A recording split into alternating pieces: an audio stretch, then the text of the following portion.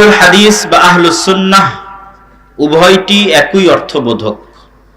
সুন্নাহ এবং হাদিসের মধ্যে কোনো পার্থক্য নাই। যারা বলে সুন্নাত এবং হাদিসের মধ্যে পার্থক্য আছে তারা মিথ্যুক। সুন্নাত এবং হাদিসের মধ্যে কোনো পার্থক্য নাই। ইমাম আবু দাউদ রাহিমাহুল্লাহ যেমন সুনানে আবু দাউদ বইয়ের নাম রেখেছেন, ইমাম তিরমিজি, ইমাম নাসাই যেমন তাদের গ্রন্থের নাম সুনান রেখেছেন, অথচ গ্রন্থের মধ্যে আহাদিস নিয়ে এসেছেন, যা প্রমাণ করে তাদের নিকটে সুনান বা সুন্নাত এবং হাদিসের মধ্যে কোনো পার্থক্য ছিল না। ফলত আহলুল হাদিস এবং আহলুস সুন্নাহ বা আহলুল আসার এই শব্দগুলোর মধ্যে পারস্পরিক কোনো পার্থক্য নেই। সাহাবা ইকরাম কেন আহলুস সুন্নাহ ব্যবহার করা শুরু করলেন? খোলাফায়ে রাশিদিনের 4 জনের 3 জন, আবু বকর, ওমর, ওসমান, তাদের জীবদ্দশায় মুসলিম উম্মার মধ্যে কোনো প্রকার ফিতনা, বিভেদ এবং মতভেদ লক্ষ্য করা যায়নি। কাতল উসমান ইবনে আফফান রাদিয়াল্লাহু তাআলা আনহুকে ইসলামের ইতিহাসে ফিতনার দরজা হিসেবে, ফিতনার উন্মুক্ত বা শুরু হওয়া হিসেবে মুহাদ্দিস এবং মুফাসসিরিন ইকরাম ঘোষণা করেছেন। উসমান রাদিয়াল্লাহু তাআলা আনহুর বিরুদ্ধে বিদ্রোহ করে একদল নবমুসলিম, বিশেষ করে ইরানের মুসলিমেরা, পারস্যের মুসলিমেরা মদিনায় এসে বিদ্রোহ করে উসমান ইবনে আফফান রাদিয়াল্লাহু তাআলা আনহুকে কোরআন তেলাওয়াতরত অবস্থায় হত্যা করা হয়, যার মাধ্যমে মুসলমানদের মধ্যে প্রথম ফিতনার সূচনা এবং আবির্ভাব হয়। এবং উসমান রাদিয়াল্লাহু তাআলা আনহুর মৃত্যুর পর থেকে নিয়ে আলী রাদিয়াল্লাহু তাআলা আনহুর জীবদ্দশা পর্যন্ত, আলী রাদিয়াল্লাহু তাআলা আনহুর খেলাফত আমল পর্যন্ত 2টি ফিরকার আবির্ভাব হয় সাহাবীদের জীবদ্দশায়। খোলাফায়ে রাশিদিনরা বেঁচে থাকতেই, বড় বড় কিবারুস সাহাবা বেঁচে থাকতেই, আশারা মুবাশশিরিন বিল জান্নাহ তারা বেঁচে থাকতেই, 10 জন জান্নাতের সুসংবাদ প্রাপ্ত সাহাবীরা বেঁচে থাকতেই, কিবারুত তাবেঈনরা জীবিত থাকতেই দুইটা ফিরকার আবির্ভাব হয়। একটির নাম হচ্ছে শিয়া এবং আরেকটির নাম হচ্ছে খারিজি। শিয়াদের মধ্যে একদল মানুষ আলী রাদিয়াল্লাহু তাআলা আনহুকে উসমান ইবনে আফফানের চেয়ে শ্রেষ্ঠ মনে করে রাদিয়াল্লাহু তাআলা আনহুম আজমাইন। আরেকদল মানুষ আলী রাদিয়াল্লাহু তাআলা আনহুকে আবু বকর এবং ওমরের চেয়েও শ্রেষ্ঠ মনে করে রাদিয়াল্লাহু তাআলা আনহুম আজমাইন। আরেকদল মানুষ আলী রাদিয়াল্লাহু তাআলা আনহুকে সরাসরি নবী মনে করে, নাউজুবিল্লাহ। আরেকদল মানুষ আলী রাদিয়াল্লাহু তাআলা আনহুকে সরাসরি ইলাহ বা আল্লাহর আসনে বসিয়ে দেয়, নাউজুবিল্লাহ। এগুলো সবই সংঘটিত হয় আলী রাদিয়াল্লাহু তাআলা আনহুর জীবদ্দশায়, এবং আলী রাদিয়াল্লাহু তাআলা আনহু তাদেরকে, এই সমস্ত শিয়া রাফেজিদেরকে শাস্তি দেওয়ার জন্য আগুনে জ্বালিয়ে দেন। পাশাপাশি আরেকটি ফিরকার আবির্ভাব হয় যাদেরকে বলা হয় খারিজি। তাদের নিকটে আলী রাদিয়াল্লাহু তাআলা আনহু, মুআবিয়া রাদিয়াল্লাহু তাআলা আনহু, আয়েশা বিনতে আবি বকর রাদিয়াল্লাহু তাআলা আনহা সকলেই কাফের।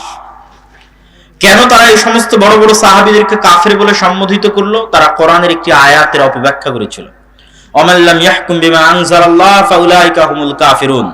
যারা আল্লাহর বিধান অনুযায়ী ফায়সালা করবে না, আল্লাহর বিধান অনুযায়ী বিচার সালিশ করবে না, তারা কাফের। আল্লাহ সুবহানাহু ওয়া তাআলা আয়াত বলার পর কখনো বলেছেন ফাউলাইকা হুমুদ যালিমুন, কখনো বলেছেন কাফিরুন, কখনো বলেছেন ফাসিকুন। কিন্তু তারা নিজের মন মতো ব্যাখ্যা করে সাহাবীদেরকে কাফের ঘোষণা করে দিল। কেন?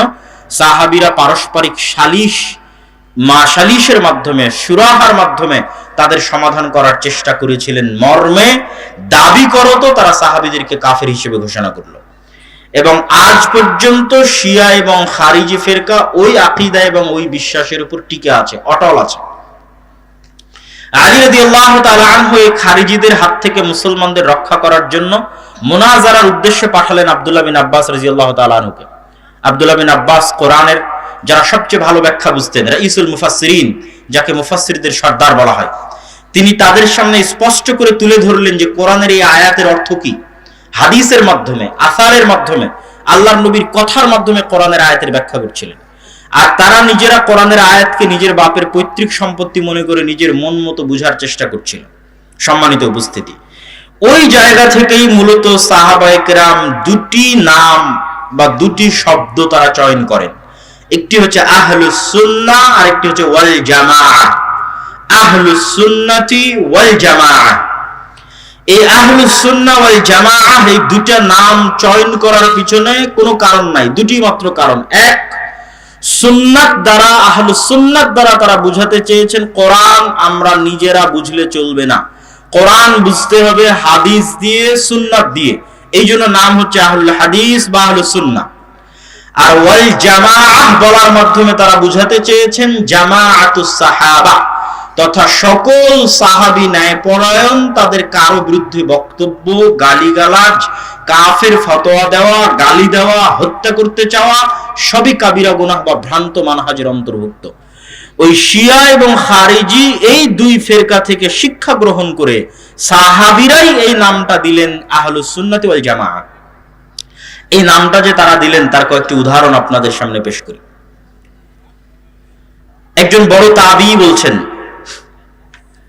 যে যখন ফিতনা সংঘটিত হয়নি তার আগে যে হাদিস বর্ণনা করত আমরা তার হাদিস শুনতাম। ফালাম্মা ওয়াকাতিল ফিতনা, যখনই উসমান রাদিয়াল্লাহু তাআলা আনহুর হত্যা করা হলো তারপর থেকে কেউ হাদিস বর্ণনা করলে আমরা বলতাম সাম্মু লানা রিজালাকুম, তোমরা কার থেকে হাদিস বর্ণনা করতেছো তার নাম বলো, তার পরিচয় বলো, তার বৈশিষ্ট্য বলো। ফায়ুনজারু, দেখা হতো যে সে হাল হুয়া মিন আহলিস সুন্নাহ আম মিন আহলিল বিদআহ, সে বেদাতি না আহলুস সুন্নাহ।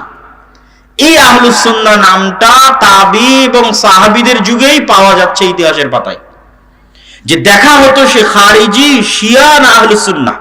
যদি আহলুস সুন্নাহ হতো তাহলে ফায়ুখাদু হাদিসুহুম, তার হাদিস গ্রহণ করা হতো। স্বয়ং আব্দুল্লাহ বিন আব্বাস রাদিয়াল্লাহু তাআলা আনহুর মতো সাহাবী বলছেন যে যখনই আমরা শুনতাম বাজারে রাস্তা ঘাটে চলতে ফিরতে যে কেউ বলছে ক্বালা রাসূলুল্লাহ সাল্লাল্লাহু আলাইহি ওয়াসাল্লাম, আমি এখানে বসে আছি, পাশ থেকে উনি ওনার সাথে গল্প করতে গিয়ে বলছে ক্বালা রাসূল সাল্লাল্লাহু আলাইহি ওয়াসাল্লাম, আল্লাহর নবী বলেছেন। তো আল্লাহর নবী বলেছেন মানে হাদিস, আর হাদিস মানে মূল্যবান। তখন আমরা সব কাজ থামিয়ে দিয়ে শুনতাম হাদিসটা কি।